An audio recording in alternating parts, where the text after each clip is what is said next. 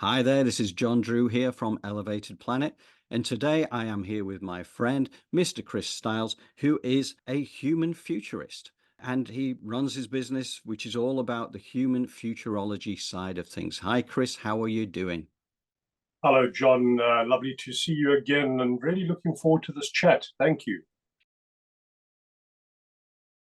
But even though we are in the darkest of times, I am going to ensure that I look after and nurture and take care of my mental sovereignty through understanding that there is beauty out there, there are wonderful things, and that while I am part of this big storyboard through through being a citizen in a country, I don't necessarily have to allow my world to be as fear driven as that of everybody else who's buying into everything lock, stock, and barrel.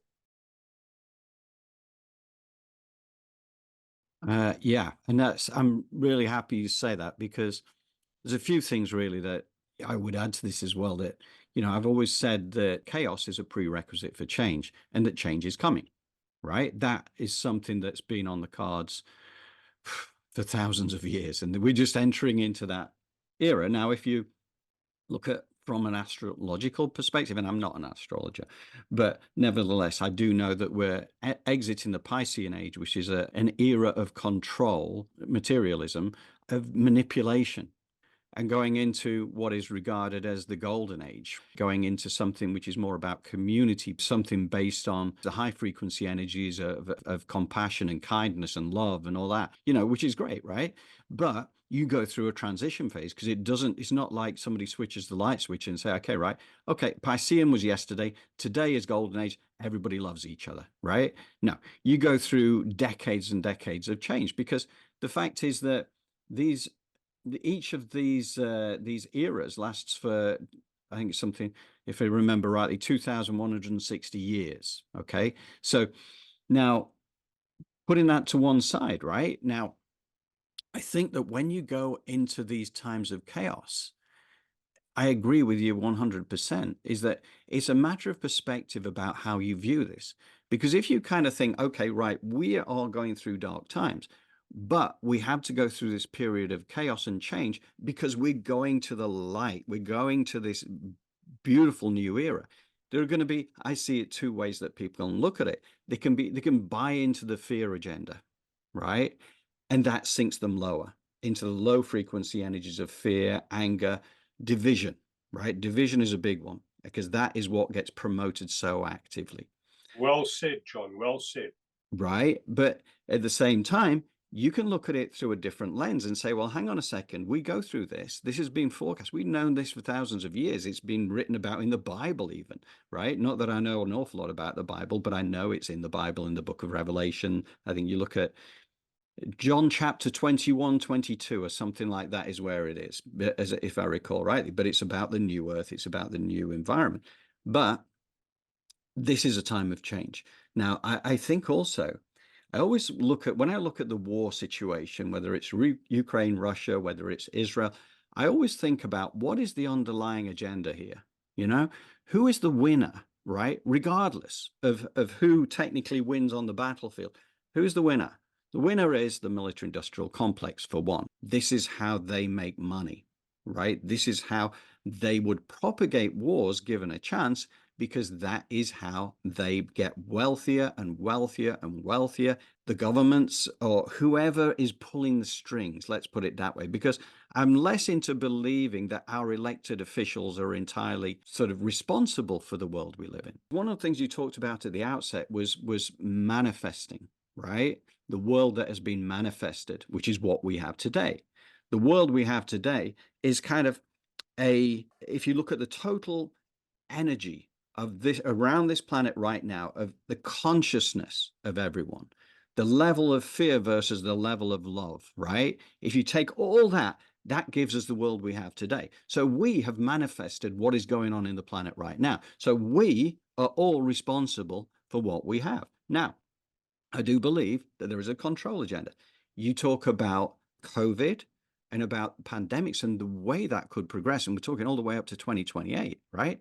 And I have heard this from so many different sources. In fact, if you go back to the work of Dolores Cannon, right, going back to pre-2010, she was writing about a pandemic which was to come. If you looked at what happened with the history of COVID, she was writing about COVID, but she was also saying that that wasn't the only one. There was more to follow.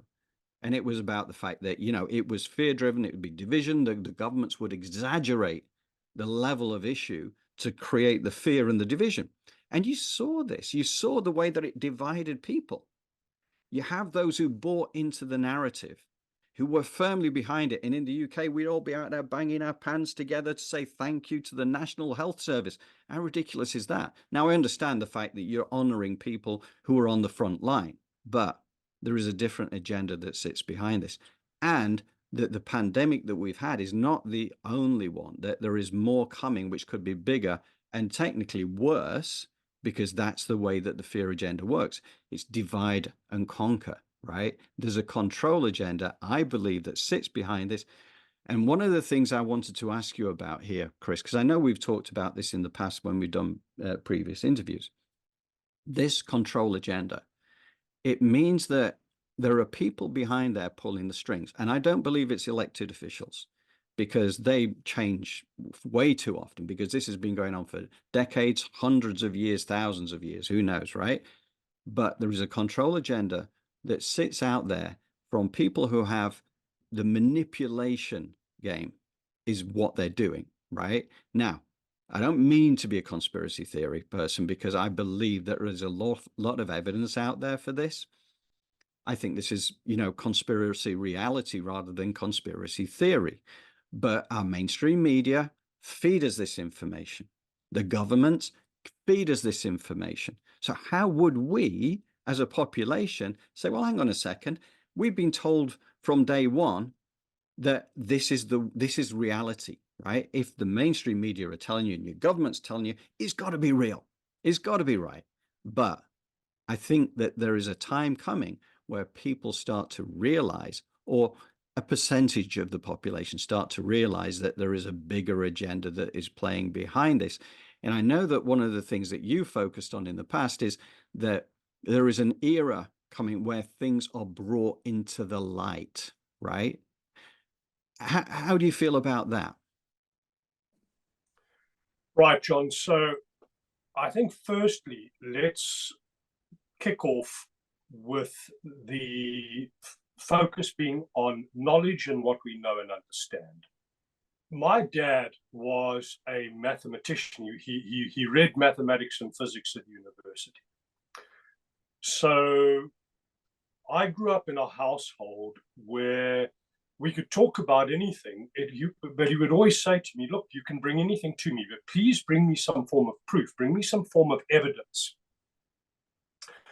If you're going to come to me with what is a harebrained idea or a conspiracy theory, for example, bring me something tangible that would actually cause me to start to think critically about it, as opposed to purely just wipe it or disengage from it because it sounds ridiculous.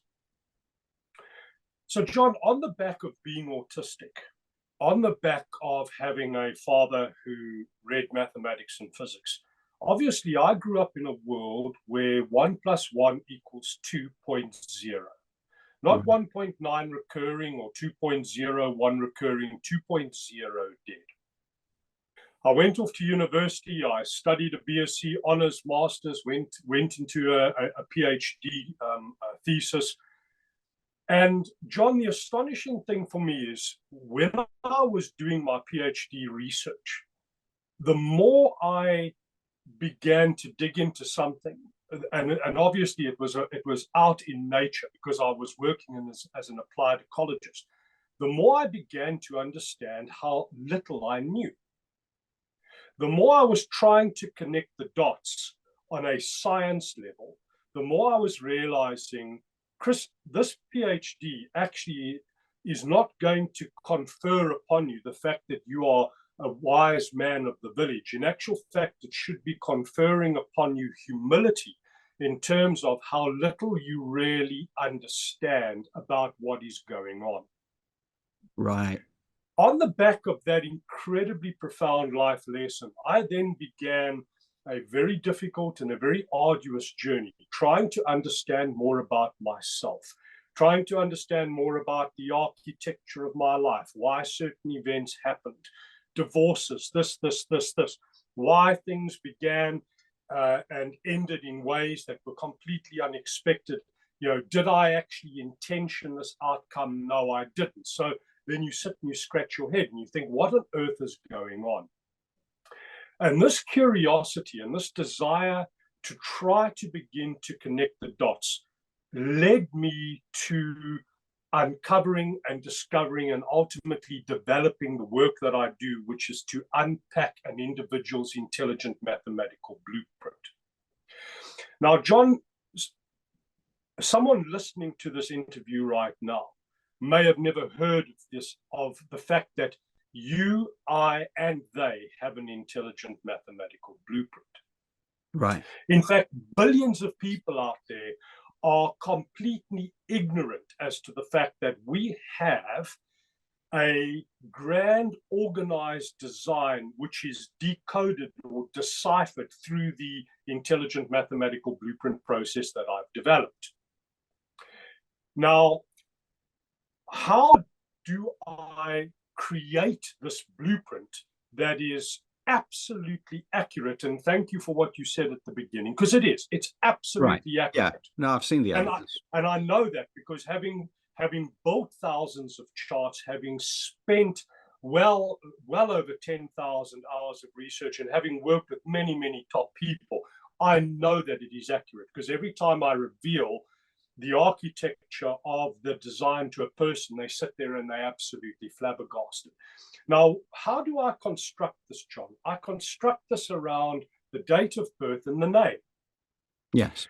So when I sit down with the CEO of a top company and I unpack his blueprint with and through his name and his date of birth, and I reveal it to him, and he sits there and he's absolutely stunned by the design of his life and how he can see exactly how things have happened according to a plan.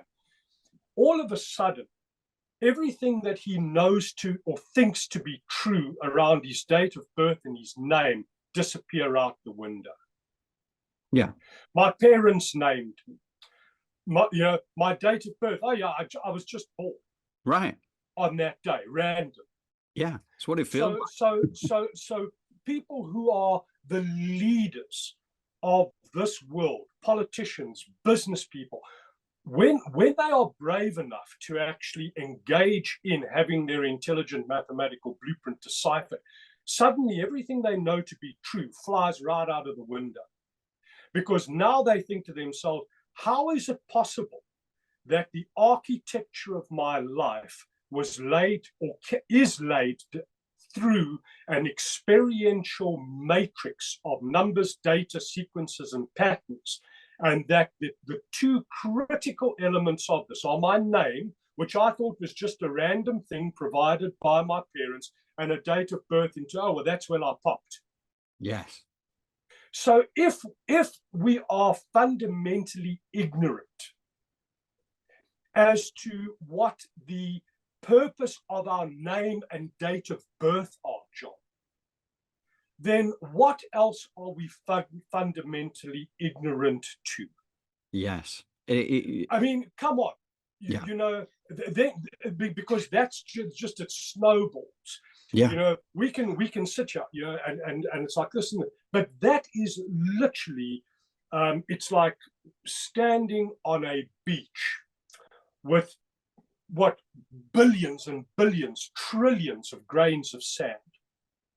And that is something, it's a landscape that we look at and we think, oh, we understand this. Oh, yes, we really understand. This is a beach. And we have researched this and we understand this beach and we know how it works. And therefore, we are in control of this beach. The ego of humanity. Right. Until along comes an autistic individual like myself, picks up a grain of sand, one grain of sand on that beach, and turns around and says, right, this represents your name and date of birth. You know, oh yeah, those are just random. Yeah, sure. You know, this and this and this. My parents procreated, bang, there I was, etc., etc. I was born, I was given a name, and then you suddenly reveal to them that there is nothing random about their name nor their date of birth. Now, if that is one grain of sand on that beach that we are fundamentally ignorant to, then how can we honestly look at that beach and think we understand what is really going on?